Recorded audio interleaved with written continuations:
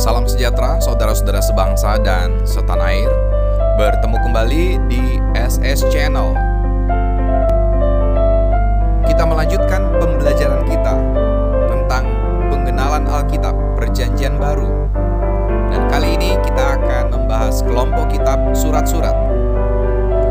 Namun sebelum lebih lanjut, saya mengingatkan saudara untuk subscribe, tekan tombol like, berikan komentar, bagikan kepada teman-teman, dan juga jangan lupa membunyikan lonceng notifikasinya.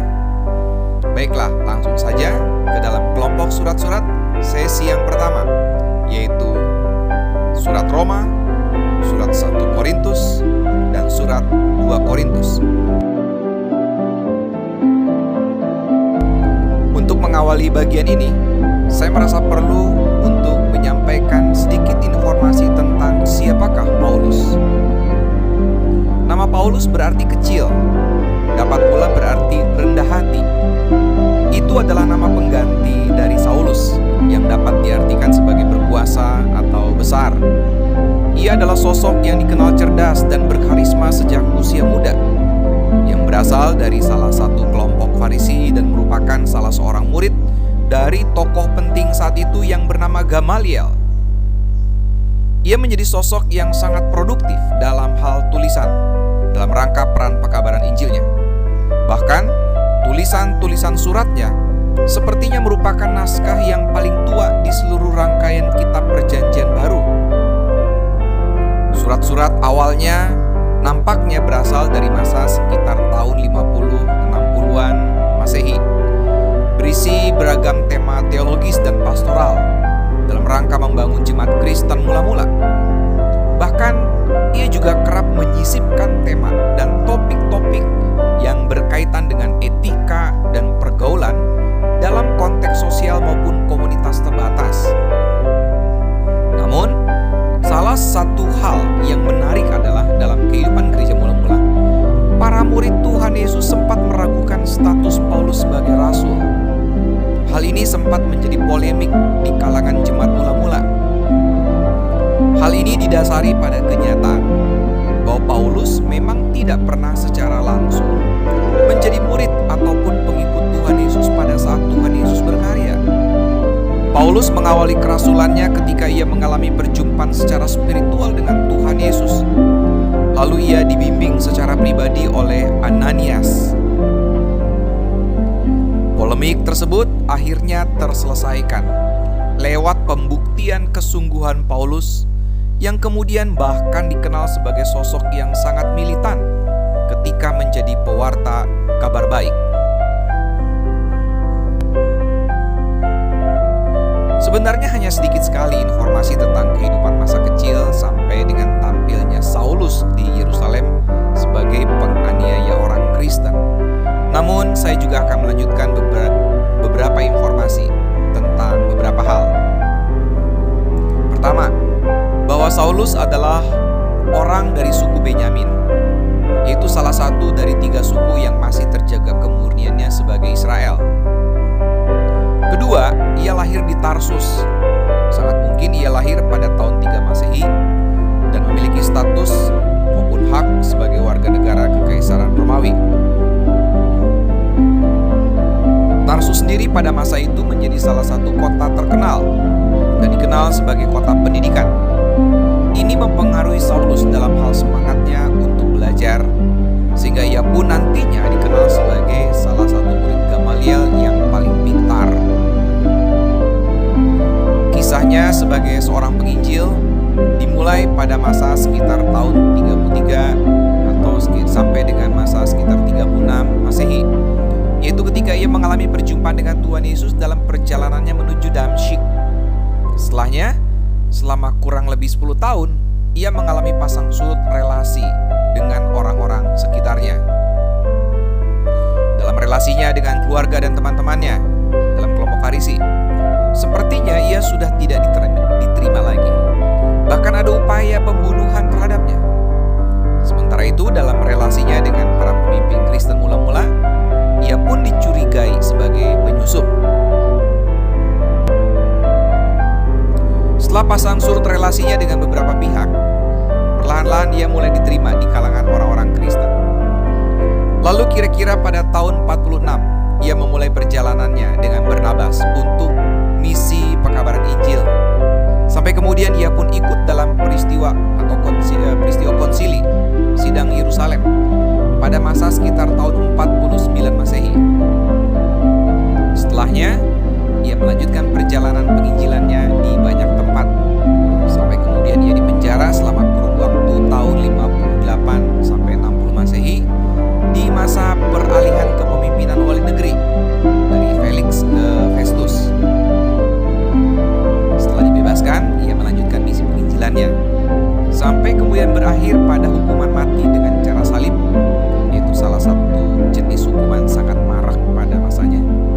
Di Roma, pada masa sekitar tahun 66 atau 67 di bawah Kaisar Nero.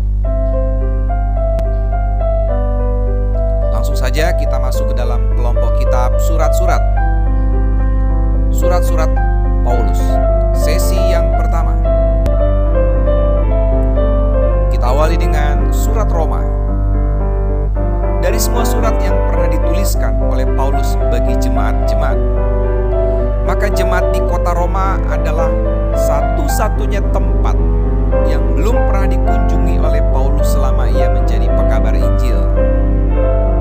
Dan menjadi sangat ironis, ketika kedatangannya ke Roma adalah justru dalam rangka hukuman mati baginya di tahun 66 atau 67. Tapi versi lain menyebutkan tahun 64. Paulus menuliskan surat ini sekitar tahun 55 sampai 56 untuk memperkenalkan dirinya kepada orang Kristen di Roma, sekaligus mempersiapkan jemaat tersebut untuk menerima dia kalau suatu ketika Paulus datang ke sana sebagai pemberita Injil. Oleh karena itu, tema-tema yang disampaikan oleh Paulus di dalam surat ini lebih banyak bersifat pengajaran iman, disertai dengan beberapa tema etis dengan mengambil konteks kehidupan nyata penduduk Roma saat itu. Paulus mengetahui gambaran kehidupan etis di kota Roma dari rekan pelayanannya, yaitu suami istri Aquila dan Priska.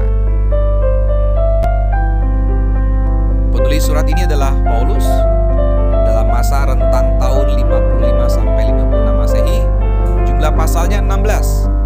Isinya yang pertama pasal 1 ayat 1 sampai 17, Paulus memperkenalkan dirinya dan Injil. Selanjutnya pasal 1 ayat 18 sampai pasal 3 ayat 20, setiap orang bersalah di hadapan Allah. Yang ketiga, pasal 3 ayat 21 sampai pasal 4 ayat 25, bagaimana Allah membenarkan manusia. Dilanjutkan dengan pasal 5 ayat 1 sampai pasal 8 ayat 39, menjalankan hidup beriman yang baru. Kemudian pasal 9 ayat 1 sampai pasal 11 ayat 36, Allah menjangkau umat Israel. Dilanjutkan dengan pasal 12 ayat 1 sampai pasal 15 ayat 13, hidup dalam tubuh Kristus. Lalu pasal 15 ayat 14 sampai pasal 16 ayat 27, rencana-rencana Paulus dan salam. Selanjutnya kita berbicara tentang surat Korintus. Namun saya mengawalinya dengan kota Korintus. Kota Korintus adalah salah satu kota metropolitan pada zamannya dan pernah mengalami pasang surut kejayaan, bahkan pernah mengalami kehancuran sekitar tahun 146 sebelum Masehi dan dibangun kembali oleh Gaius Julius Caesar di tahun 44 sebelum Masehi. Bagi Paulus, kota ini sangat penting karena menjadi salah satu kota strategis bagi pekabaran Injilnya. Secara sosial budaya, kota ini sangat beragam. Salah satu simbol kebudayaannya adalah kuil dewa Apollo, yaitu dewa musik seni, yaitu kembaran Dewi Artemis. Terhadap jemaat Kristen di Korintus, Paulus memiliki hubungan yang kuat. Beberapa ahli menduga Paulus pertama datang ke jemaat Korintus di tahun 51 atau 52. Bahkan menurut catatan Kisah Para Rasul 18, Paulus pernah tinggal sekitar 18 bulan di sana.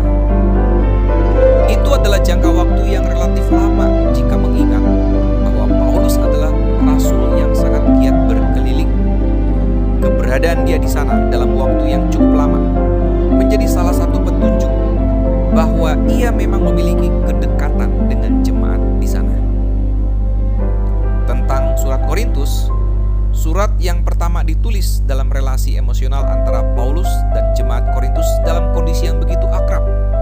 Sementara itu surat 2 Korintus ditulis dalam kondisi hubungan mereka sedang memanas, walaupun akhirnya nanti mereka kembali menjadi akrab. Surat 1 Korintus.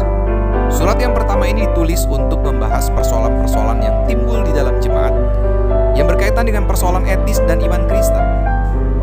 Hal ini terkait langsung dengan konteks masyarakat Korintus yang memang plural, perdagangan yang maju, kebudayaan yang tinggi, namun kontradiktif dengan kehidupan kesusilaannya yang rendah. Topik kesusilaan itu menjadi tema serius yang dibahas oleh Paulus, selain juga topik tentang perpecahan jemaat. Di samping kedua topik tersebut, Paulus juga mengangkat tema lain yang sangat beragam. Salah satu tema teologis yang dibahas sangat dalam adalah tentang karunia roh. Tema ini dalam rangka untuk mengingatkan jemaat tentang kesatuan jemaat.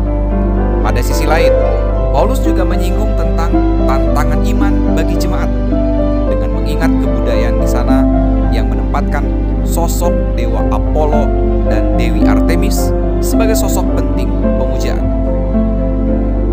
Walaupun surat ini dinamakan sebagai surat 1 Korintus, namun banyak ahli percaya bahwa surat ini bukanlah surat pertama yang dituliskan Paulus bagi jemaat di Korintus. Artinya, sangat mungkin telah ada banyak suratnya kepada jemaat ini. Surat ini terdiri dari 16 pasal dan terbagi ke dalam banyak pembagian sesuai dengan topik-topik pembahasannya. Dari semua topik yang dibahas oleh Paulus, mungkin tema yang sangat terkenal adalah tema di pasal 13, yaitu tentang kasih atau cinta. Penulis kitab ini adalah Paulus, ditulis tahun sekitar masa 55 Masehi, jumlah pasalnya 16, isinya salam, syukur, dipersatukan oleh salib. Ini di pasal 1 ayat 1 sampai pasal 2 ayat yang ke-16. Yang kedua pasal 3 ayat 1 sampai dengan pasal 4 ayat 21, percaya kepada pemberitaan para rasul. Selanjutnya pasal 5 ayat 1 sampai dengan pasal 7 ayat 40, nasihat tentang hubungan antar manusia.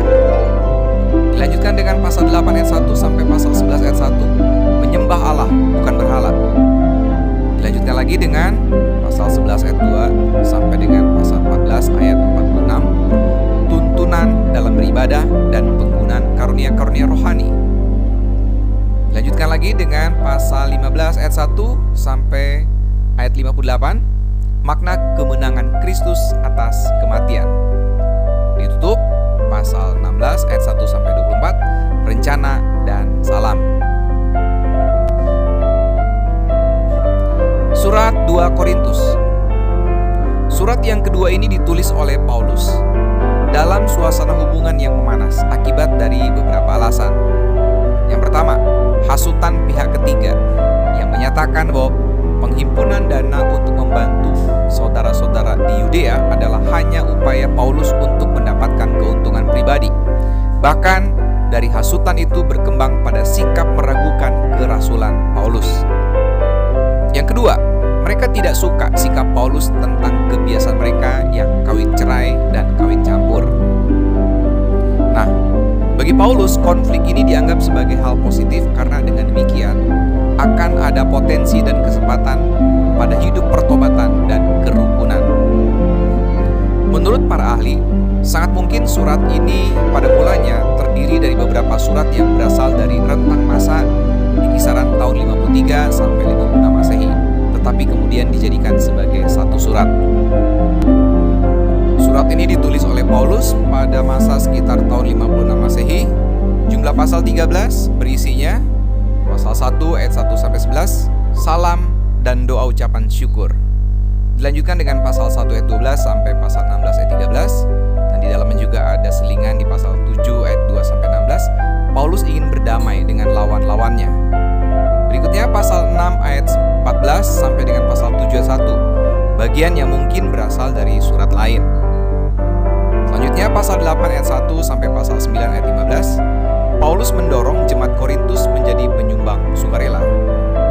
Selanjutnya pasal 10 ayat 1 sampai pasal 12 ayat 21, Paulus membela dirinya sebagai Rasul Kristus. Dan ditutup dengan pasal 13 ayat 1 sampai 13, nasihat dan salam. Demikianlah video kali ini, sampai jumpa di video selanjutnya. Sekaligus saya juga mengingatkan untuk saudara subscribe, tekan tombol like, berikan komentar, bagikan pada teman-teman, dan juga bunyikan lonceng notifikasinya. Salam persatuan, NKRI harga mati.